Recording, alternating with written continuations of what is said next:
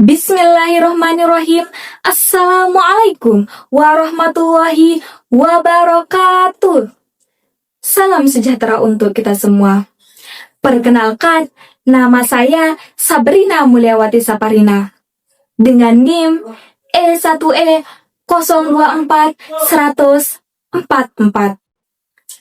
Pada video kali ini, saya akan membawakan sebuah cerita rakyat yang berasal dari Kalimantan Barat dengan judul Legenda Batu Menangis.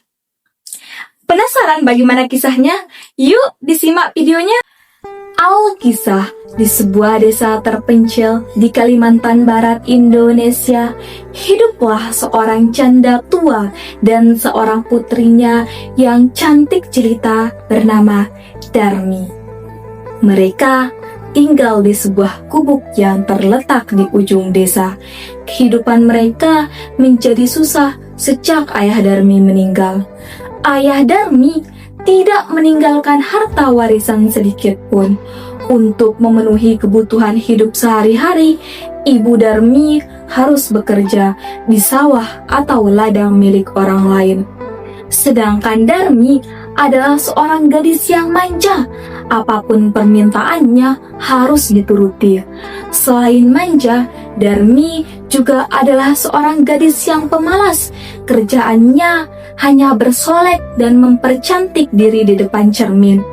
Setiap sore, Darmi selalu hilir mudik di kampung halamannya tanpa tujuan yang jelas, melainkan hanya untuk mempertontonkan kecantikannya.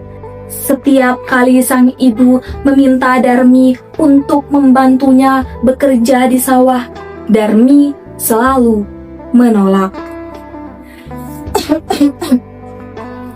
Nak, ayo bantu ibu ke sawah, nak. Hah? Aku tidak mau. Lagi pula sawah itu panas. Nanti kulit dan kukuku kotor terkena lumpur.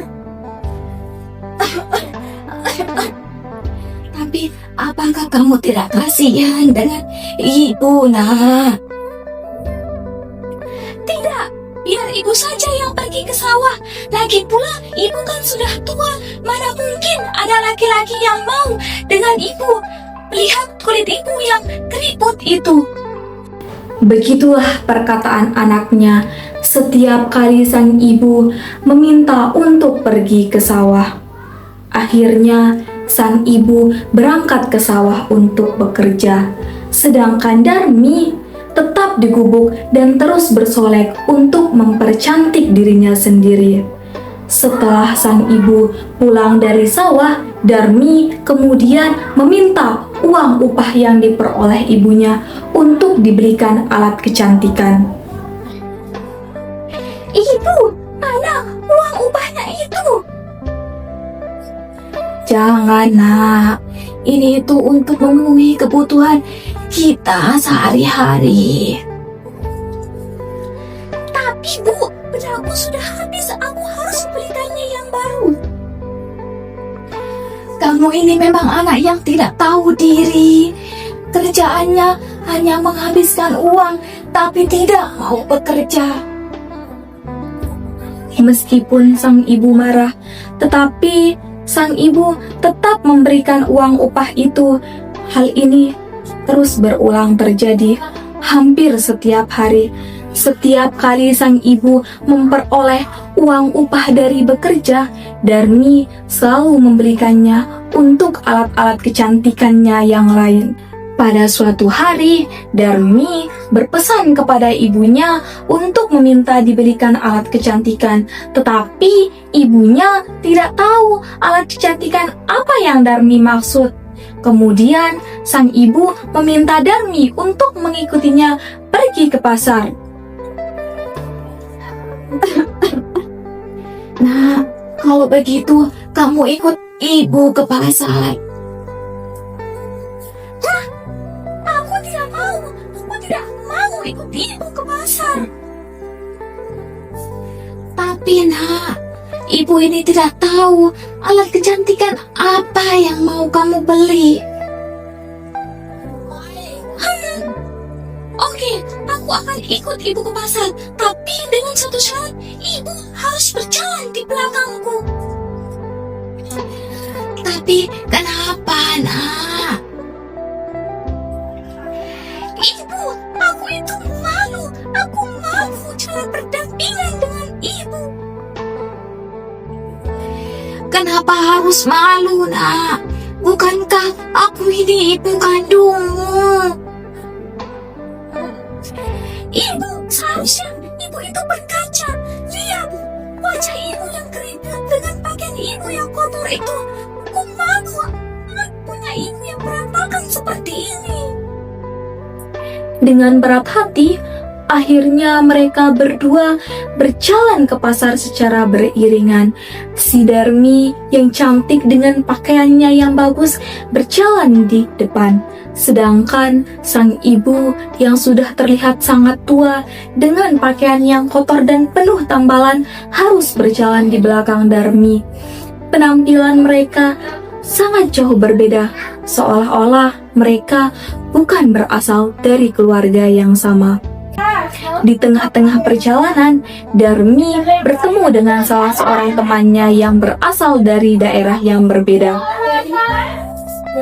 Hei Darmi, hendak kemana kamu itu? Aku hendak pergi ke pasar.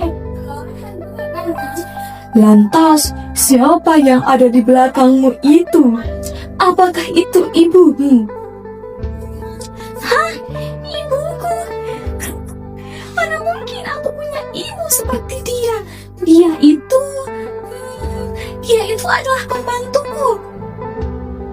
Laksana disambar petir, sang ibu mendengar ucapan putrinya, tapi sang ibu masih diam menahan rasa sakitnya. Hal itu terus berulang terjadi. 1-2 kali ibunya masih kuat menahan rasa sedihnya. Namun berkali-kali hal itu terus terjadi selama perjalanan menuju ke pasar. Akhirnya sang ibu memilih untuk berhenti di tepi jalan. Melihat hal itu, Darmi merasa heran, kemudian mengamuk dan bertanya-tanya. Ibu, kenapa ibu dia? Ibu, ayo, betul kita harus pergi ke pasar, ibu. Namun, sang ibu tetap tidak menjawab pertanyaan anaknya. Sang ibu terus memanjatkan doa, memohon agar anaknya yang durhaka diberikan hukuman yang setimpal. Ya Tuhan, ampunilah hamba-Mu yang lemah ini. Ya Tuhan, hamba sudah tidak kuat menahan rasa pedih ini.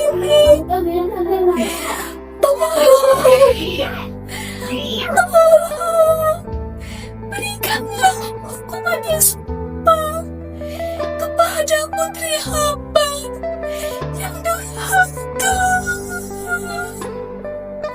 Ya Tuhan. Kemudian, langit tiba-tiba mendung. Suara petir bergemuruh meletakkan telinga. Perlahan-lahan, kaki Darmi mulai berubah menjadi batu. Darmi mulai panik.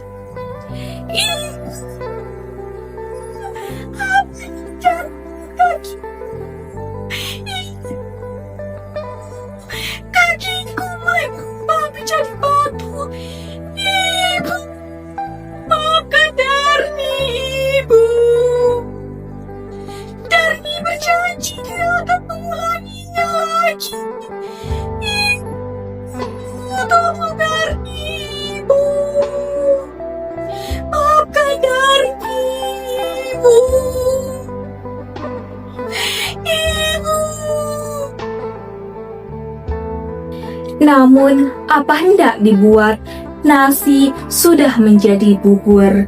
Hukuman tidak dapat dihindari.